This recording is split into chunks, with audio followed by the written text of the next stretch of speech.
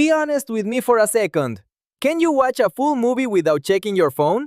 Can you eat a meal without a video playing? Can you sit through 10 minutes of studying without that itch, that pull, to just scroll for a bit? If the answer is no, your brain isn't broken, it's fried. And I say that with love because mine was too. Here's what's actually happening. Every scroll, every like, every 15-second video gives your brain a tiny hit of dopamine, the chemical of wanting. Your phone is basically a slot machine that lives in your pocket. Pull to refresh, maybe something amazing appears. Pull again, again. Each hit is small, but you're taking hundreds of them a day. And slowly, quietly, your brain adjusts. It raises the bar for what feels interesting. Until one day, a textbook, or a conversation, or a sunset feels unbearably boring. Not because it is, but because your brain now compares everything to the slot machine.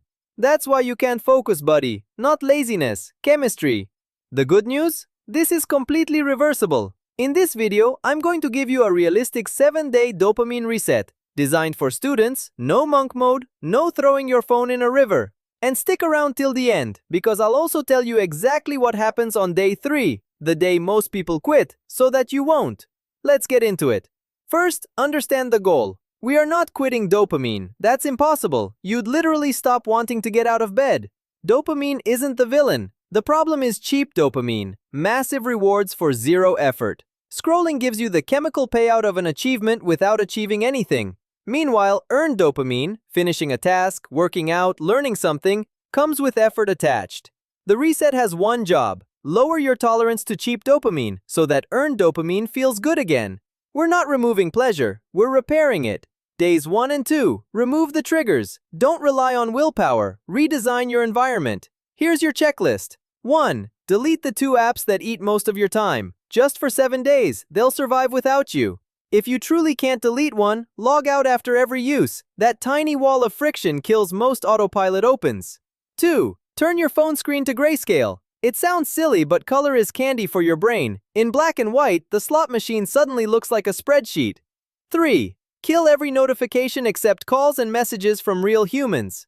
4. Charge your phone outside your bedroom. Your morning brain is the most hijackable brain of the day. Protect it. And that's the first golden rule of the week. No phone for the first 60 minutes after waking up. Sunlight, water, shower, breakfast, all before the first scroll. This single habit alone can change how your entire day feels. Days 3 and 4. Make peace with boredom. Here's the part nobody tells you. When you remove cheap dopamine, your brain doesn't instantly become calm and focused. It panics a little. You'll feel restless, twitchy, weirdly irritated. You'll pick up your phone and put it back down without knowing why. This is withdrawal, mild but real. Day 3 is usually the peak. Most people crack here, not because it's unbearable, but because nobody warned them it was coming. Consider yourself warned. The discomfort is not a sign it's failing, it's the sign it's working. Your brain is recalibrating. Help it with 2 practices. First, the boredom walk. 15 minutes outside. No earbuds, no podcast, no music. Just walk and let your mind wander. It will scream for input. Let it. Boredom is where your brain files thoughts, makes connections, and heals. Second, single-tasking meals. Eat 1 meal a day with 0 screens, just you and the food. These sound trivial. They're not. They're training sessions that teach your brain to exist without constant input. Days 5 to 7, rebuild with earned dopamine. Now for the fun part. Your tolerance is dropping. Normal life is starting to feel interesting again. Time to redirect the wanting toward things that build you. Every day, do at least one of these. Move your body, a workout, a run, even 20 push-ups. Exercise is the most reliable earned dopamine source that exists. Finish something small, clean your desk, complete 1 chapter, tick 1 box. Your brain loves completed loops, and each checkmark is a hit of the good stuff. Learn or create, code, draw, play guitar, write. Effort in, reward out. That's the natural contract your brain was built for, and honoring it feels incredible after a week of resets. And replace, don't just remove. The phone-filled hours of your day. Those hours need a new tenant, or the phone moves back in. Books, workouts, a hobby, actual human conversations. Fill the space on purpose. A few rules for the whole week, all 7 days. No phone in the first hour of the morning and the last hour before bed. No screens during meals. Scrolling isn't banned, it's scheduled. 1 or 2 fixed windows a day, 10 to 20 minutes, sitting down, on purpose. When the urge hits outside those windows, don't fight it with willpower. Surf it. The urge is a wave. It rises, peaks, and passes in about 90 seconds if you just watch it without acting.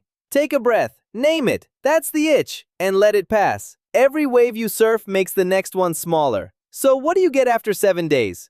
I won't promise enlightenment, but here's what actually happens, and students report this again and again. Studying starts to feel possible, then weirdly satisfying.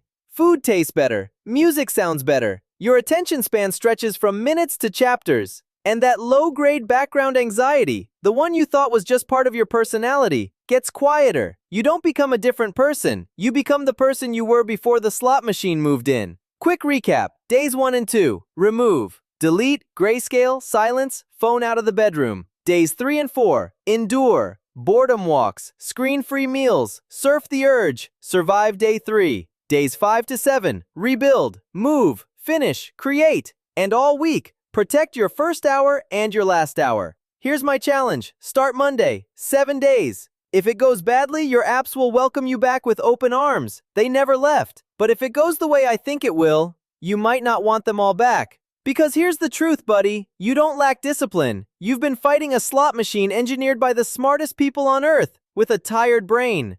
Reset the brain, and the fight finally becomes fair. If this video helped you, hit like, subscribe for more, and send it to that friend who watches 3-hour scrolling sessions like it's a part-time job. You know exactly who they are. Remember, boring is the new medicine. See you in the